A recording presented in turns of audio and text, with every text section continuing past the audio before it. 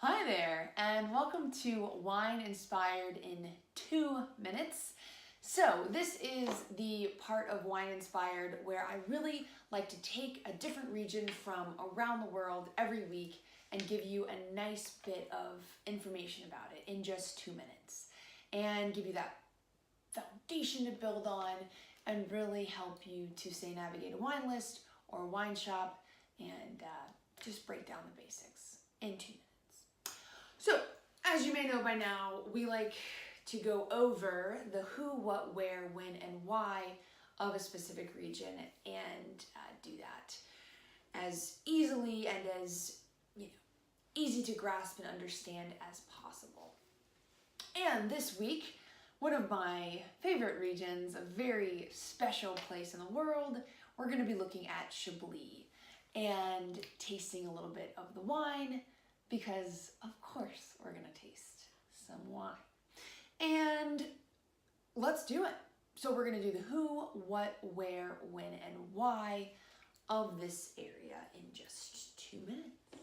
So we have the timer set and ready to go. Let's get to it. Who? So Chablis, it is a region. So Chablis is a region within Burgundy, that famous area, and it's going to be more to the north of the heart of Burgundy. So think Chablis, Burgundy, more northern. Done. The what is very important here, because Chablis is a region. The what is going to be the grape. Chardonnay is the grape that is grown in Chablis, and that's what is going to be the wines of Chablis. It's 100% Chardonnay. And made in a very different style than a lot of Chardonnays you'll probably try. A little bit more restrained, more lean, not as oak forward and buttery and robust. So that's the big what. And where is important as well. So as I mentioned, it's going to be more northern than the heart of Burgundy. So closer to Champagne, similar soils to actually Champagne, cooler climate, more what's called Kimmeridgian, Portlandian, these crushed white rock type soils. The Sarine River runs through the region, which is going to have some effects on the viticulture as well. So nice river, different types of soil, cooler climate, that's all playing a role. That's your where. And the when, I want to focus on the when of the name misconception. And when people started kind of thinking Chablis, oh, why would I drink Chablis? It's not very good.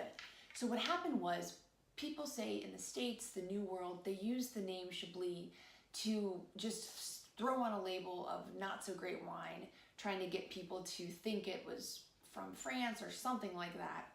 But they misused the label, and that's where Chablis started going downhill in terms of perception. But things have changed, more regulation, so it's all good now. So if you see Chablis, it's going to be a good wine. Or at least I hope you'll think it's a good wine. And the why, just in time, the why, I think that it's worth re-exploring. If you did have a negative perception, or if you didn't know what Chablis was, or if you were confused, I think it is worth re-exploring and actually just grabbing a bottle and giving it a try. Because as we're going to taste, since we're done with our 2 minutes of learning, we're going to get to taste. And as I describe this wine to you, I hope it will be, an intriguing wine for you to go out and try for yourself. So we are going to check out a Premier Cru. So that's something I didn't mention in the video because I didn't quite have time. But Chablis is classified by different levels of quality or different levels of where the vineyards are in the region. And this is Premier Cru, so it's just one away from what's called the Grand Cru, and those are the finest vineyards and make, in theory, the finest wines. So this is coming from Fourchaume, which is on the right side of that Sarine River I mentioned in those 2 minutes. And this is a Domaine de Colombier, nice producer, 2017, pretty nice and young. So that's what we will be trying today. This goes for about $24.99, so not a bad price on that. And let's give it a kind of a look over and what you can expect, say if you see it in a wine shop or on a wine list, what you might want to look for or what you might get to taste if you are ordering it. So first things first, color. It is not that typical really deep yellow color of a Chardonnay because they don't typically use as much oak as other Chardonnays of the world. So lighter color, even it has some of this like a green secondary, really silver, so very bright, very vibrant. And when we smell the wine, yeah, it's so distinctive, and that's what I love about Chablis. It's like you kind of just always know when it is Chablis because of a few factors. Number one, the fruits are more of this green apple, Meyer lemon, lemon pith. It's not as fruit forward, which is kind of nice sometimes to kind of back off the fruit. So a lot of those fruits, citrus and green apple, green pear, but more tart and lean fruit. But what really strikes, you know, the nose of Chablis, it's that kind of savoriness. It's almost that, I know this is gonna sound crazy, but if you ever smell the Parmesan cheese rind, it's got that rind, that cheesy savoriness, honeysuckle. So it's this mix of like savory with a little bit of a floral note, a little bit of that honeyed note. And then the minerality is what really grabs my attention. It's got this crushed white rock. It's got this very, you know, wet rock, saline, salinity, kind of like that saltiness coming through it as well. Yeah, really interesting. Really, it's worth smelling it if you grab a bottle. And to taste. Yeah, and like I said, not a lot of new oak, not a lot of that toffee toast vanilla, but really more neutral oak or stainless steel to allow the freshness of the wine and of this particular Chardonnay grape made here to shine through. So to taste it,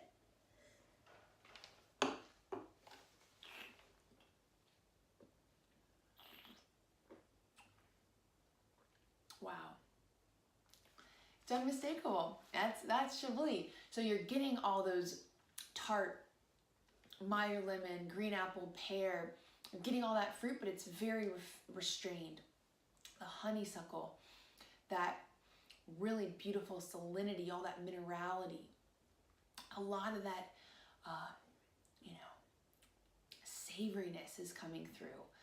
And the great part about this wine is it's, for Chardonnay, it's got that really mouth-watering quality, a lot of lean texture. So it's a lean wine, very mouth-watering, medium body, even maybe medium minus, and just very easy to drink with a long kind of mineral and mouth-watering finish coming through the wine. Begging for some delicious food. I mean, different cheeses will go well with this wine. It can kind of accentuate, you know, say a pasta dish with seafood would go really well with this wine. Oysters would go really well with this wine. So think about this as your food pairing friend, an easy, you know, starter drink to a meal, or just on the back porch or the front porch, whatever. But really cool wine, really delicious, and you should give it a try. So that is your Chablis review in 2 minutes and change, plus some tasting.